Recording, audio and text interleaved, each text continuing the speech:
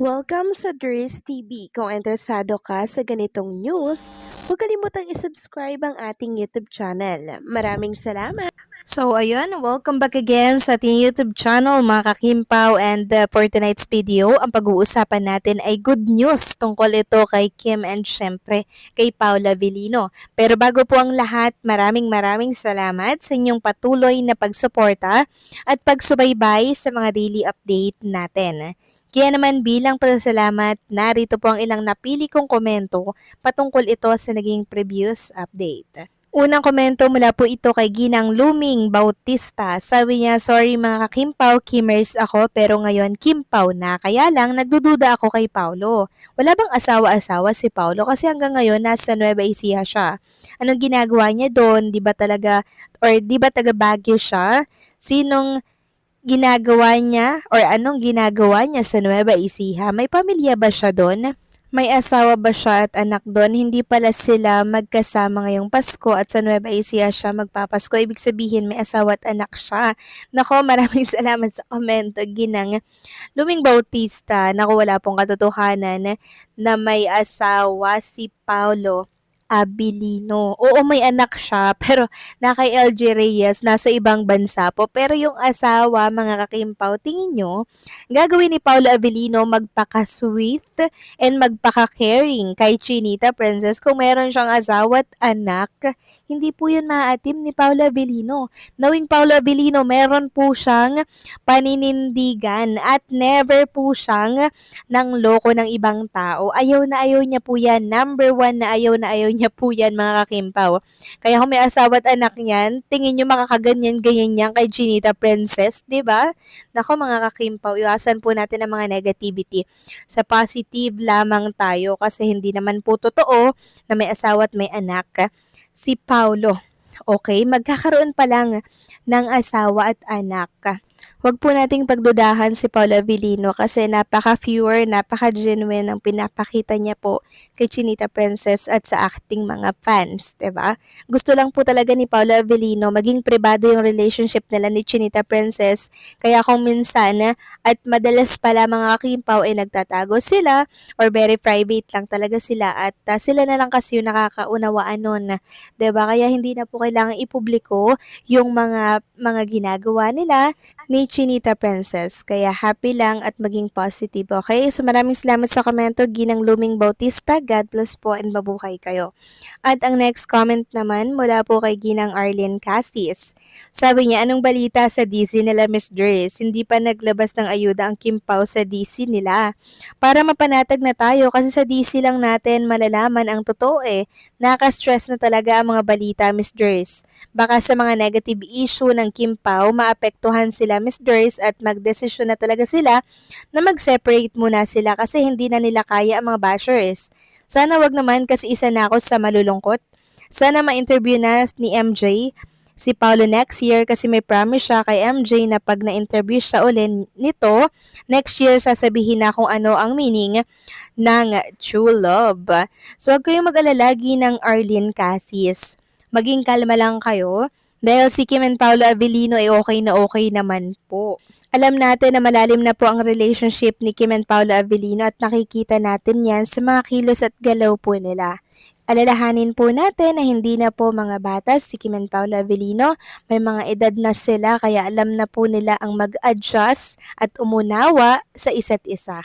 At alam naman natin na 15 years inantay ni Paulo si Kim Chiu. Tingin niyo po ba papakawalan pa yan ni Paolo Avellino? Syempre kung ako lalaki, hindi na. Kasi nasa akin na yung pinapangarap at pinapantasya ko na babae. So maraming salamat sa komento, Ginang Arlene Cassis. Kalma lang po. Magiging okay din ang lahat, okay?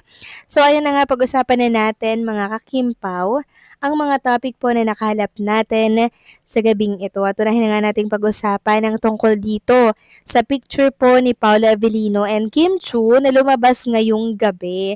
So, di ba, share ko po sa inyo kanina na nag-dinner date or may dinner date si Kim and Paula Avellino. Then, meron po mga nagko-comment on bakit daw ganun yung itsura ni Paulo, parang nakasimangot daw, hindi daw masaya. Para sa kaalaman po ng lahat, pagod po si Paula Avellino. Pero Pero pinipili niya mga kakimpaw na makabonding at makasama po si Chinita Princess kahit napagod si Paulo mula po sa biyahe. Si Chinita Princess pa rin ang mas pinili kesa magpahinga. Samantalang para naman sa sentro ng topic natin mga kakimpaw, may good news po ako for Chinita Princess na tsak ay matutuwa po at mag-enjoy ang lahat. So si Chinita Princess po mga kakimpaw ay kinuha po ng Apex Homes. Ito yung bagong pamilya niya. Patapos na lang po yung taon mga kakimpaw, taong 2025, pero may humabol pa po para i-endorso ni Chinita Princess etong Apex Homes. At katunayan po niyan mga kakimpaw kanina ay nagkaroon po si Chinita Princess ng parang event and talaga namang humataw si Chinita Princess sa pagpapasaya po ng Apex Homes family. Grabe nakakatuwa lang mga kakimpaw, no? Dahil talaga namang tuloy-tuloy yung pagdating ng blessings. 'Di ba nung nakaraang buwan, 'di ba alam naman natin yung naging problema ni Chinita Princess tungkol sa pera.